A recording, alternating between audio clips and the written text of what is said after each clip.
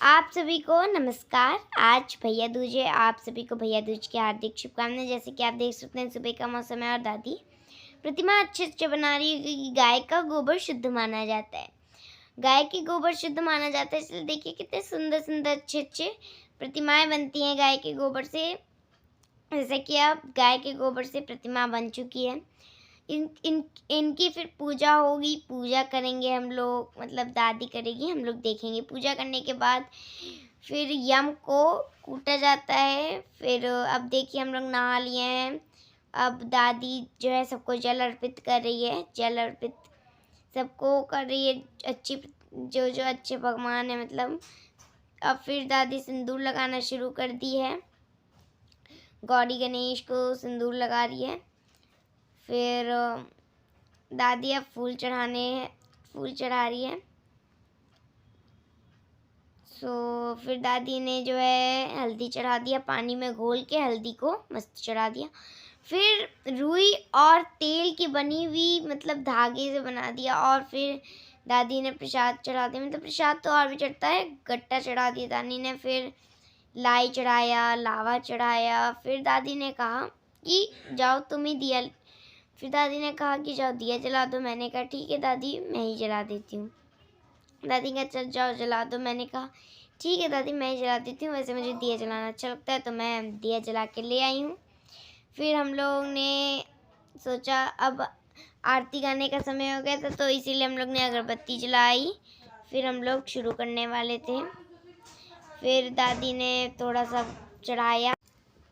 बबलू भैया चले ले आहेरिया, मधुबनी देलिया शीस होना, जिया जिया जिया खबरीस होना।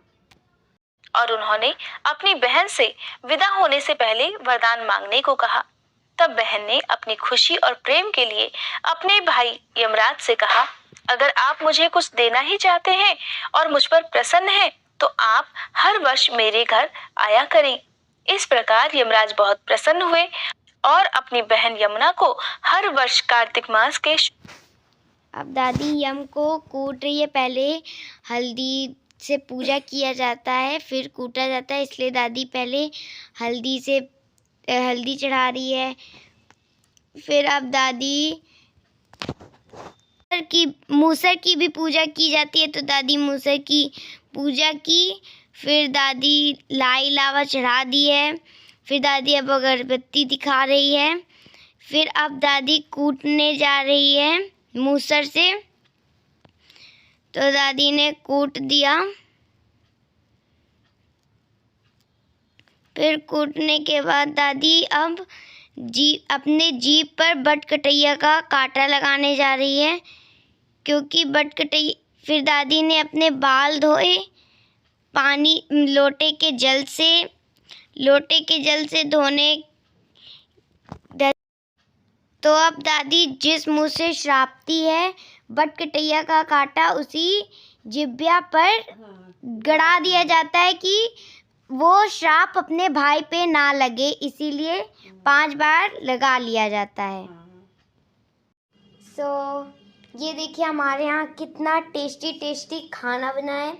ये तो मुझे बहुत अच्छा लगता है। अरे ये तो खाना भी शुरू कर दी। चलिए मैं भी कंट्रोल नहीं हो रहा। बहुत ही टेस्टी बना है। चलिए ये भी टेस्ट करते हैं। अब ये देखिए, ये हमारे यहाँ मीठा चावल बनता है और ये भैया दूज के दिन ये मीठा चावल बनता है, कद्दू बनता है और दाल बड़े खा के। अब मेरा भी कंट्रोल हट रहा है तो मैं भी अब खाना शुरू कर देती हूँ। बहुत ही टेस्टी है ये पराठा, दाल बड़ा और उसके बाद ये पम्पकिन की सब्जी और मैंने चटनी ली। उसके बाद इसे बहुत ही लाजवाब बना है।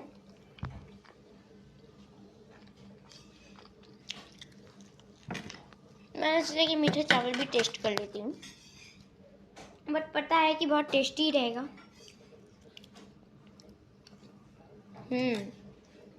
बहुत टेस्टी है। पहले मैं लास्ट में मुंह मीठा करूँगी, पहले इसको ही खा लेती हूँ। और ये तो खाने ही लगी हैं, बहुत ही टेस्टी है।